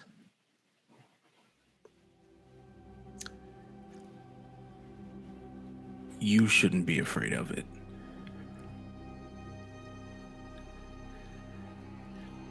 I'm not. Good. You've already done a lot of good with it already, so just be smart. I'll try. Let's leave Tig to their moment and let's go find your sister and Vi. Okay.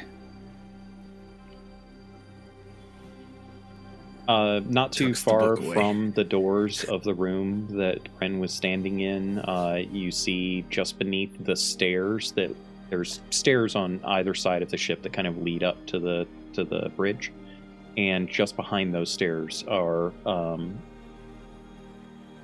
additional doors with stairs that lead down. And as you head down, you find yourself on what you don't know this term, but what you as people would know, the crew deck. Just behind where you come down, there is doors leading into what appears to be a sleeping area, and you find yourself in like this main area of gathering. There's some tables that are kind of bolted to the floor. The chairs are askew and have not been kind of put back into place. Maybe they can't go back into place with the tilt of the ship. You're not sure. There's a kitchen kind of off to one side here. You fairly easily are able to recognize here, Beth, this is what you were looking for. This is where most everyone lived. This is what you had hoped to find when you were wandering around the upper deck. You can see the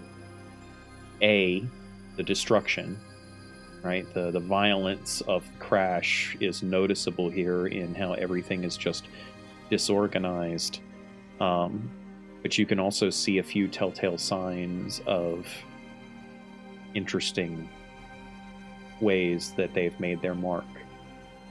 A couple of the tables have some scratches upon them, small scratches of lettering, not quite like the one that you had found up top, but the kind that perhaps 80 might have made on a tavern table as she was getting a little bit inebriated. You look back into the crew quarters and you see a number of beds, fairly well appointed beds considering the circumstances. And the kitchen, while it is in complete and utter disarray, is fully stocked with everything that a person would want to be able to cook meals for a number of people. Having worked in a kitchen a couple of times in her several years, she gets a little bit of a smile upon her face, and then a bit of sadness too at just how much of a mess it is.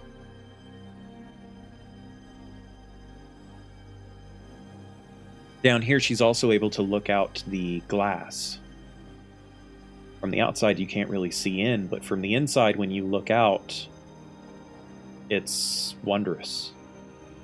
The side that is not kind of facing down into the mountain, the side that looks out into the skies, even with the small cracks and such that are in the glass, 80 is able to kind of almost feel what it means just standing there and looking out into the sky, and what it must have felt like when this ship flew.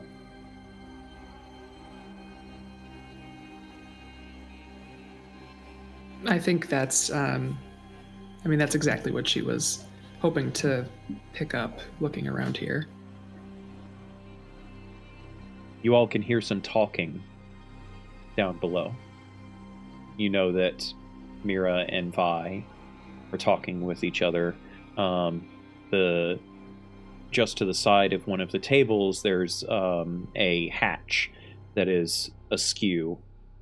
Appears to be how they move cargo down from the top deck. You can see another one kind of above in the top deck that's also open, or able to be opened, I should say. You can kind of hear the two of them talking just below. Hey, why don't you, it's been some time, right? I'm pretty sure everybody's hungry. I'll see if there's something here. It sounds like your sister and Vi are down there. Why don't you go see what they're up to? Is 80 a little bit annoyed that she is not going to be the one to cook such food? Oh no, you can cook. He's like, I'm just gonna see what's here and then we'll reconvene. Like Grocery shopping, that's fine. I don't mind being a sous chef. All right, I'll go see what they're up to. Are you sure you're okay? No, I'm a little tired is all. I think it's the air. It's thin up here. Ian, I have to ask you, is Bren bothered by what he's experienced so far? So far? Yep. Go ahead and make me a deception check, please, then. Oh, of course. Of course. And Beth, you can decide if 80 is suspicious enough to roll, or you can just use your passive. I'll just use my passive. What is your passive insight? 15. Oh, wow. I didn't think it'd get any worse. That's a 5. You can read Bren like an open book, even without your emotional sense up. Even with that block, you can pierce right through what he just said. And he's just like, Everything's great. I'm just tired. I'm going to let that slide. But just... It'll be good. We'll be okay. No, I know. What are you talking about? I'm gonna go find them. Okay. I'll just go off. Slowly turns away. As soon as 80 kind of clears that little hatch, like Bryn kind of clasps his pocket and like a big sigh, just like because like he's struggling with what he told 80 about her not being afraid about it. Yeah. All right. That's it. 80 comes down towards the tail end of the conversation that Mira and Vi were having. Vi is kind of looking at this broken lyre and thinking about her dad and thinking about her parents a little bit, being on a giant boat. And as she kind of hears 80 coming and Mira's already here, she'll look up at both of them and ask them, "Hey, you guys did something today that my mom used to do a lot, all the time. You know, she would cast a little magical hand and, you know, pull a book from the shelf and read me bedtime stories, or she'd do a little cleaning with it and stuff. And I don't know, this lyre's reminding me of my dad, and I was wondering if you guys could teach me how to do that."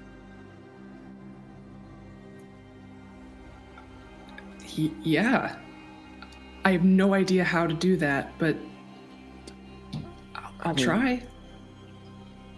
Did you learn it in school, Mira, or was that something that you could... Well, turns out I didn't learn anything in school. But I know the theory. I can definitely try and see what happens. That'd be awesome. What do I do? Mira goes into this like long diatribe and like really complex spell explanation. You get about 4 minutes into that explanation. Vi's eyes are completely glazed over, but she's trying desperately not to offend Mira. And then you all smell some nice aromas coming from above you. Bren, you were able to find the kitchen, despite the shambles that it's in, really well stocked. You also find a very, very strange contraption where it seems like it seems to have a grate on it, like you would put over a fire when you put a pot over top of a fire. And so you kind of are trying to figure it out, and there's this small little spot next to it that is movable, and you kind of move it with your finger, and then you hear this, and then this small flame just kind of erupts from underneath of the grate. I find oh snap! Okay, little tiny contained fire in this little metal enclosure. You can kind of hear from upstairs. He's like, "Ha! Will you look at that?" And you're able to place a pot on it. You have to kind of take a wooden spoon and wedge it against the pot because of the tilt of the ship, right? You have to kind of wedge the pot there, but you very quickly find a number of root vegetables, a crazy number of spices, most of which you have no idea what the hell they are, and you're able to start putting together what appears to smell to be a very nice stew incoming. What is this? Lowry's? I don't know what this is.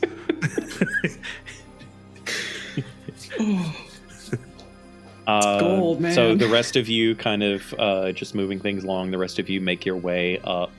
You see Bren kind of milling about in this kitchen, mostly cleaning it up, kind of reorganizing it a little bit. And you see the crew quarters behind with the obvious sleeping space. And Mira very easily is able to notice a book, very large tome, sitting not too far from the kitchen where Bren had kind of set it down before he went to go cooking. And she's just drawn to it because she's Mira and it's a large tome.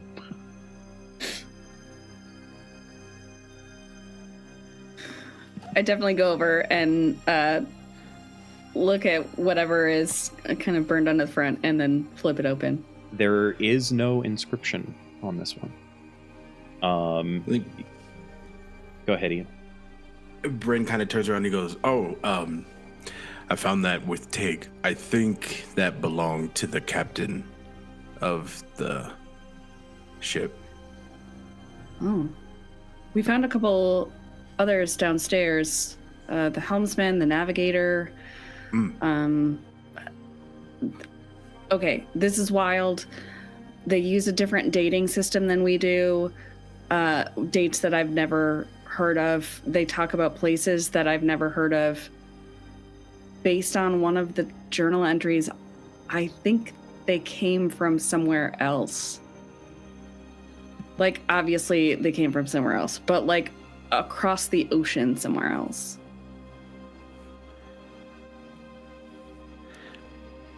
I mean, I'm inclined to question that, but we just found a flying boat, so... You think it was in the water and then in the air? No, I think it was in the air the whole time. No one can sail the ocean, we know that. Which is why it's surprising to see a boat. But if they took it through the air, that would explain why it's here. Did you figure out why it's floating still? Is it like still working? It's having trouble maintaining its power. There's something not right with it. I'd like to... Do you mind if I try and read this one? And did you find any others?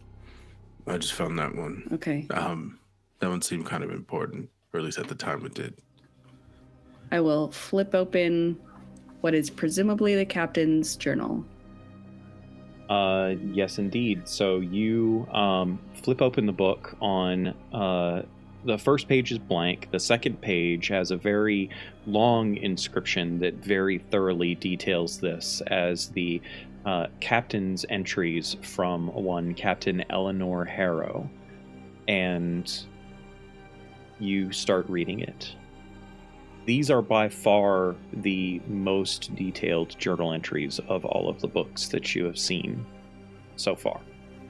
And you can tell very clearly from the way that it's written, the wording, the structure, that Captain Harrow was an experienced captain.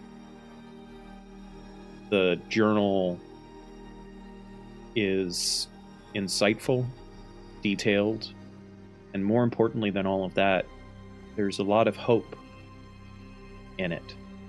You're going to spend a great deal of time reading this book. However, you are able to kind of look through and scan and find some of the more interesting sections of it. There are, of course, many journal entries associated to Cartasia. Apparently, Captain Harrow found the people there to be lovely and was very interested in the potential cultural exchange and trade opportunities, which implies to you that she's also from somewhere else. And the other thing that comes through very clearly is her love of her crew. Every single one of these people, which she details very, very thoroughly, she loved. Even apparently the annoying elf Philbin, who she saw as an opportunity to turn into a proper ship's mate. Kaylee Vishnat, a budding engineer, it seemed.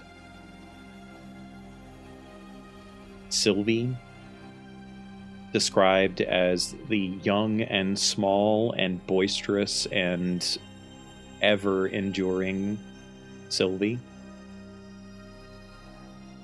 The first mate, Demetra, who apparently the captain had sailed with long before this flight ever took place. Taven, the interesting, as she described them, air genasi, which is a term you're not overly familiar with, who seemed to have not a care in the world as they flew the ship.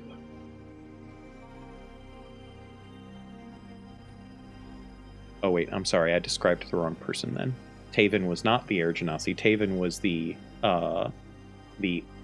orc navigator. Getting my names mixed up. I meant Remy, the helmsman, who was the air genasi with not a care. The primary engineer of the ship, Yordi, who was a fair bit absent-minded, but one of the most adroit technicians of magical artifice to ever sail the skies now. And then the ship's cook and medic, Bronvin, who she had known previously to be a man of devout faith and complete and utter dedication to his crew.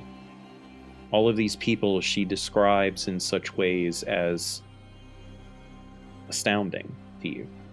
The bond that she carried to them was very, very important to her. One of the things that kind of stands out to you, though, is one of the more recent entries. It's not the last entry, but it's certainly an interesting one that she describes also on Ronnie 4.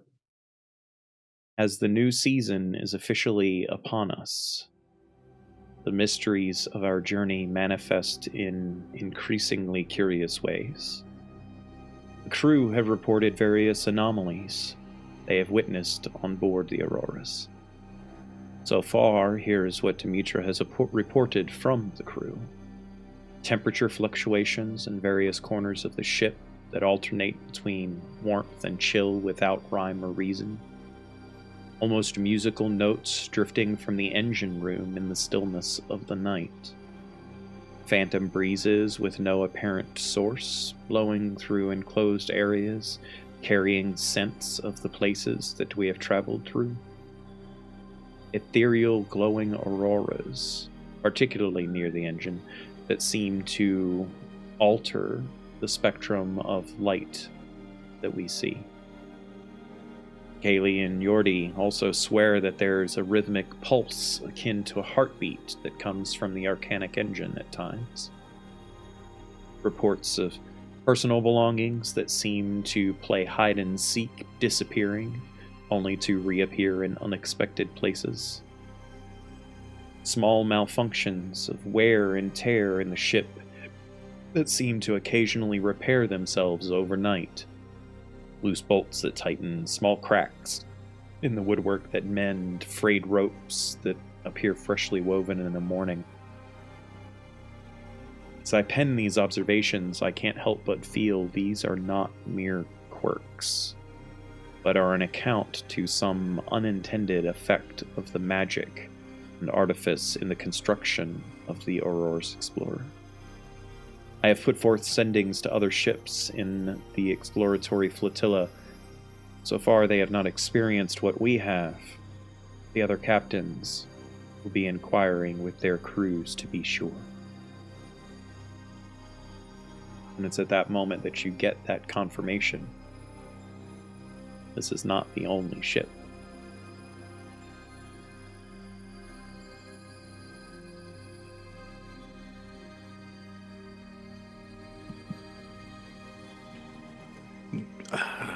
The rest of you see kind of Mira lost in the book. 80 certainly just kind of, yeah, whatever. She does this. But the rest of you can kind of see Mira flipping through the pages, almost enraptured by the content.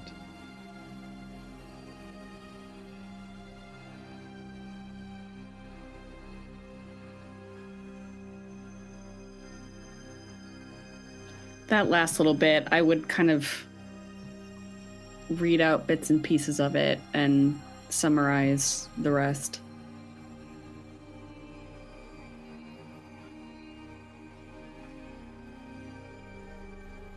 This isn't the only one. I mean, You said the captain sent messages to the other ships. How? You know what sending is. That was the translation. oh, So I'm saying that to Mira. Mira knows what that is. They have a similar kind of magic then.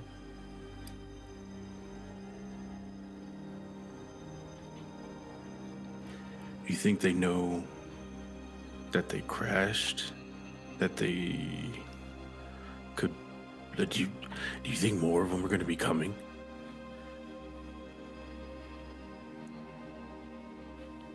I mean, that signal for help wasn't for us, right?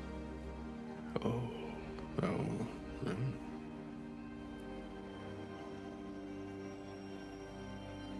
If this is an exploration ship, though, maybe they sent them in different directions.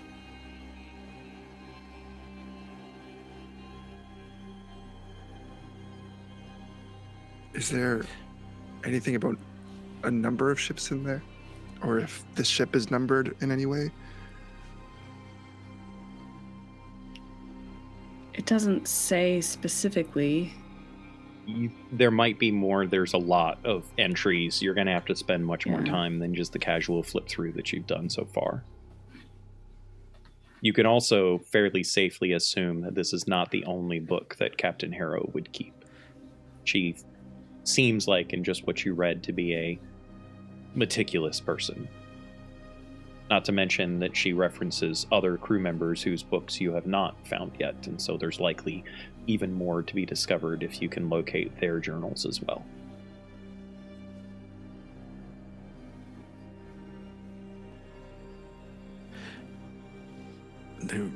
They'd have to be coming to look for them.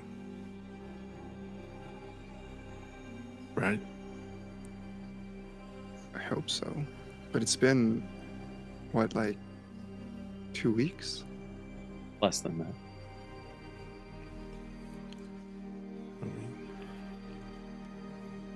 Maybe the boat sends a signal. I mean, you said that it's still kind of working.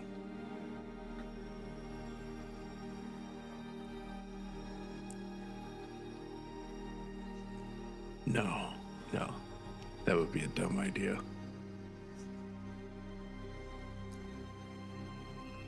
We love You dumb ideas. You can't just say that and then not tell us your idea. We're out here. We love dumb ideas. This is out of character, but